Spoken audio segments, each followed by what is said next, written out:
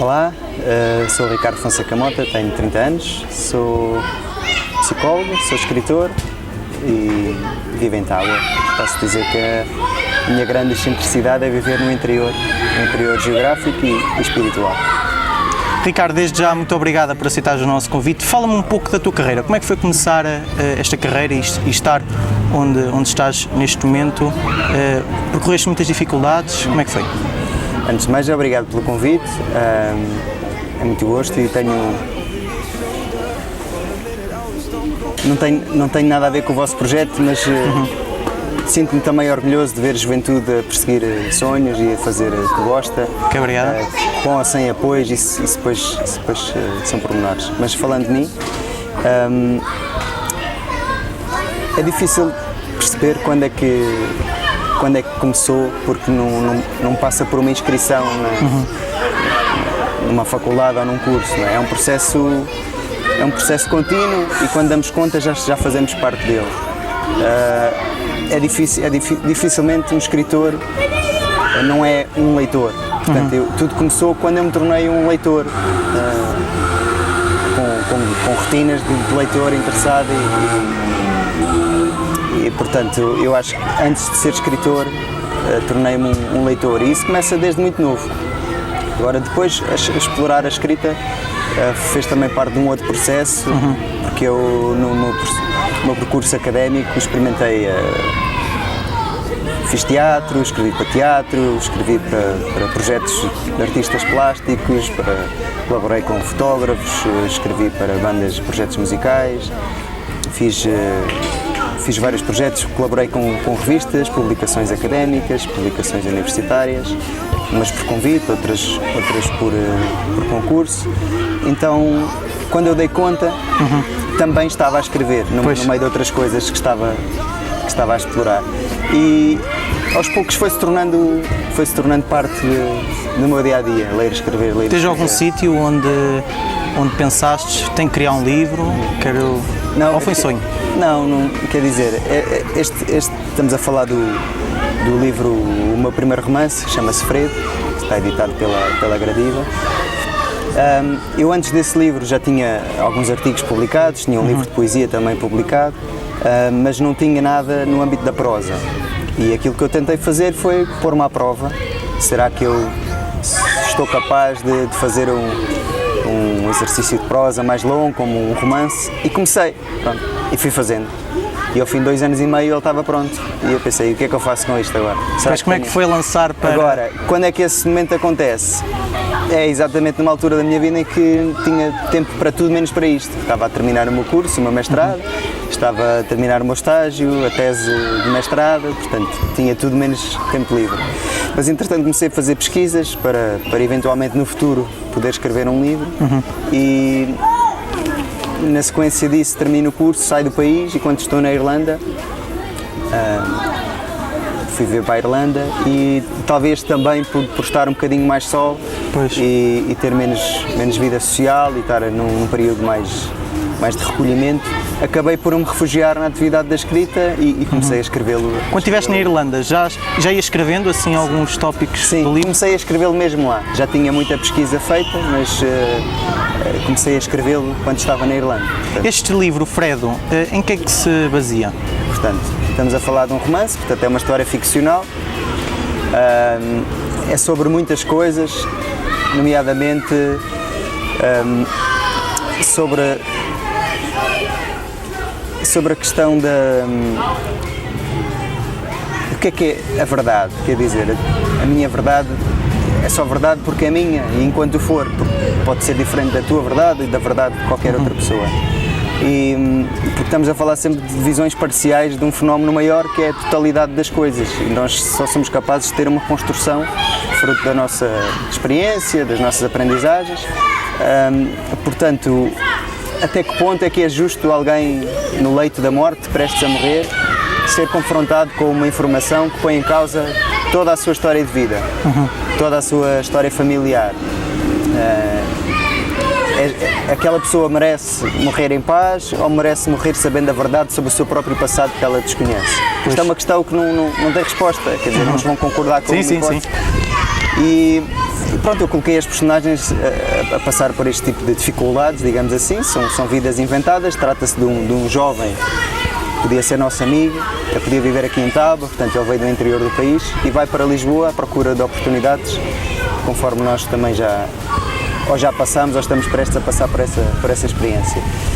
E em Lisboa, que é uma cidade enorme, onde ele tem mais vizinhos no prédio onde vive do que tinha na aldeia onde nasceu, ele começa a fascinar-se com as novidades, com a multidão, começa a descobrir mais interesses e mais vontade de aprender e descobrir o mundo, e como tem vontade de fazer teatro e de escrever, é um jovem muito interessado nos outros. Quem é que será aquela pessoa? Ele vai ficcionando, vê alguém no café e pensa, quem é que será aquele homem? Será que ele foi professor? Não, se calhar foi bombeiro, se calhar foi, percebes? E neste exercício ele cruza-se várias vezes com um homem que lhe desperta alguma curiosidade, por ter algumas particularidades, e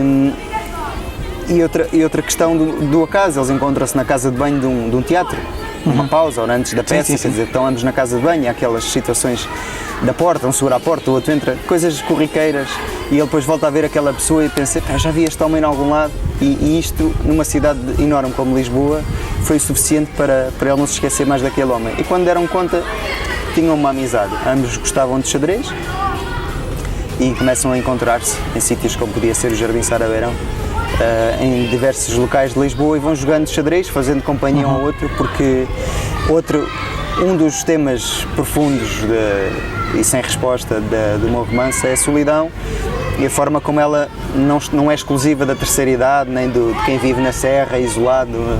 Portanto, os velhotes que vivem isolados é que sofrem de solidão. Sim, sofrem, mas nós, para sofrermos de solidão, só precisamos de estar vivos, e neste caso temos um jovem adulto que se sente só numa cidade grande, e temos um jovem de 80 e tal anos, já um bocadinho menos jovem, que também se sente só por circunstâncias da vida. Portanto, eles vão resgatar-se um ao outro da solidão.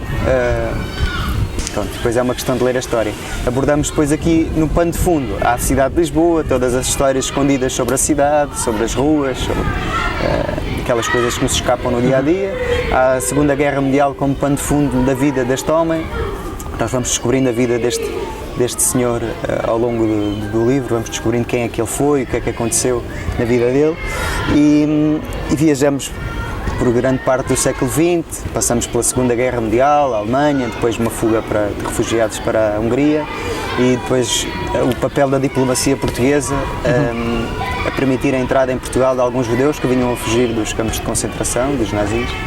Portanto, e até que ponto é que a história verdadeira, com H grande, se cruza com a história ficcional destas personagens que não existem, mas podiam ter existido. Houve alguma dificuldade a escrever este livro? Muitas. Quais é que foram? Isso, espero bem continuar a sentir muitas, é sinal que estou a crescer, não é? Porque uma coisa é certa, no dia que deixaste de falhar, preocupa-te, porque deixaste de tentar. Portanto, falhar é bom, a não ser que estejamos a falhar constantemente na mesma situação, aí estamos a precisar de ajuda. Agora, ir falhando melhor, como dizia, julgo eu, o Becker, errar melhor é sinal de crescer. Portanto, eu espero continuar a sentir dificuldades, é sinal que estou a fazer bem as coisas. Dificuldades muitas, olha, em primeiro lugar a minha formação é de psicologia, não é de letras, portanto eu tenho dito até que aprendi a escrever de ouvido, como alguns músicos aprendem a tocar de ouvido. Portanto, através de muita análise, de muita leitura, de estudo. Portanto, é normal que tenha sentido dificuldades que hoje em dia já não tenho, porque já compreendi melhor tecnicamente, estou mais preparado do que estava na altura. Portanto, foi na base da tentativa e erro. Depois, há uma dificuldade grande que é a da afirmação, portanto eu acabei por vencer um prémio Revelação que me permitiu a divulgação do livro e alguma notoriedade. Caso contrário, teria sido a grande dificuldade, teria sido publicá-lo e ter leitores e poder tê-lo até numa editora boa, como é o caso da Gradiva. Felizmente tive uma benesse do universo que deu-me um prémio Revelação, que teve bastante visibilidade e permitiu-me agora, 2 anos depois, ainda estar a falar sobre já agora. Portanto, eu venci o prémio Revelação, o prémio literário Revelação Agostina Bessa Luís, que é um prémio da Estoril Sol, que foi entregue em 2015 pelo Presidente da República, Marcelo Rebelo de Sousa, que leu o livro e elogiou publicamente. Tudo isso também ajudou.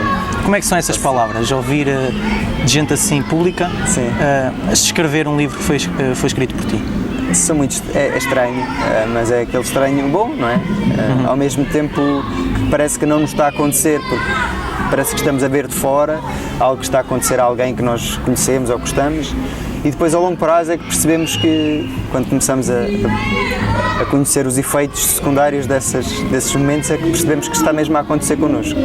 Se calhar o momento mais surreal nem terá sido a presença do Presidente da República, o professor Marcelo, a falar publicamente e elogiar o livro. Acho que o momento mais surreal terá sido o telefonema para me informar que tinha ganho o prémio. Eu já me tinha esquecido. Qual foi a reação? Foi pulos? Portanto, eu estava em Inglaterra, era muito tarde, já passava da meia-noite, e falei ao telefone com o Presidente do júri, que é o Dr. Guilherme de Oliveira Martins, e eu, como não estava bem recordado de ter concorrido ao prémio, concorri, pronto, e segui a minha vida, não estava com aquela expectativa ou com aquela ganância de ganhar o prémio. Quando não se espera é quando acontece. Portanto, segui a minha vida e quando me caiu a ficha que estava ao telefone com o Dr. Guilherme de Oliveira Martins, que ele tinha lido o meu livro, que tinha presidido o júri que me atribuiu o prémio por unanimidade, portanto, o voto dele também foi favorável ao meu livro. Tudo isto é como ter um acidente de viação. Aqueles primeiros instantes ninguém se lembra de nada, é só o choque, não é? Portanto, depois a reação normal foi querer comunicar à família, fazer uma chamada de Skype às 3 da manhã. Tu nessa noite comunicaste logo à família toda, não? Sim, falei com os meus pais pelo Skype. Muito obrigado, Ricardo Mota, pela tua entrevista aqui às Notícias Meda de Mouros. Espero-te o maior sucesso com este livro, Fredo, e muito obrigado. Obrigado também, Gonçalo. Melhor sucesso para vocês. Obrigado. Também. Obrigado.